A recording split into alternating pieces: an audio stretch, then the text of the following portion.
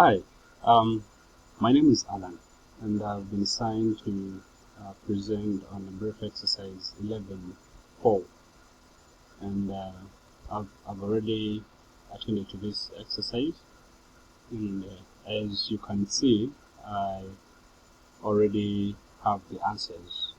But what I'm going to do at the moment is to show you how I've come up with these answers, and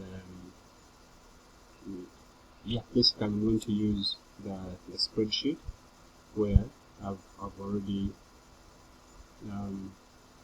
drafted out the account titles that I'm going to use. That is, going to use cash, preferred stock, and the paid in capital in excess of per value preferred stock. And I already have the items that I'm going to use to calculate these account titles. The shares 9,100 as stated in the question here, which it says Shamrock Incorporation issues 9,100 shares of $106 per value preferred stock for cash at $1,114 per share. So basically, we are going to generalize the issuance of the preferred stock.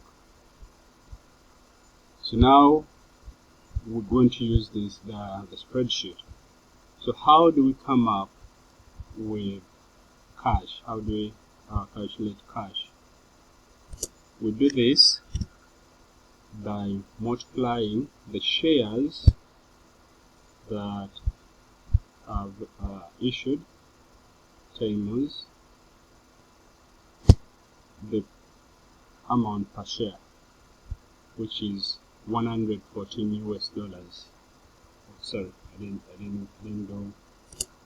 So it is 9,100 shares times the price per share, or the cost per share, which is 114 US dollars,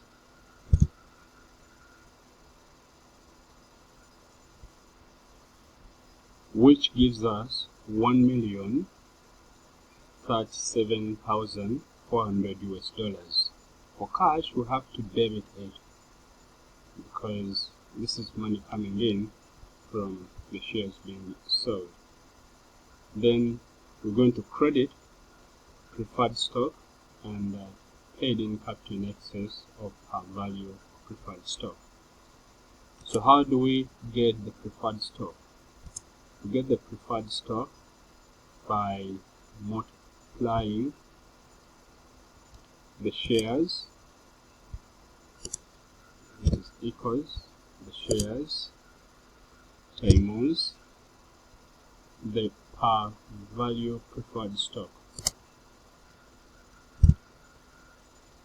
which is this is supposed to be under preferred stock, which is 964,600.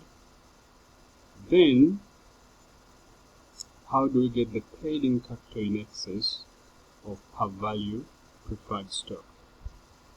What I did here is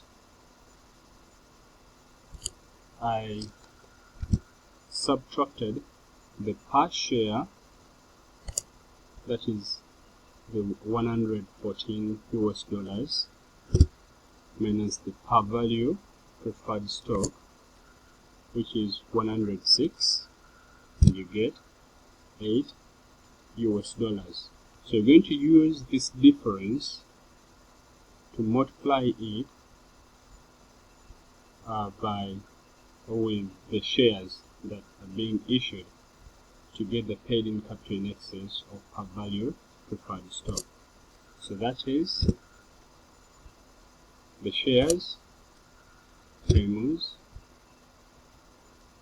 the $8, which equals to 72,800 US dollars. And let us see whether it's the same amount I got in the exercise.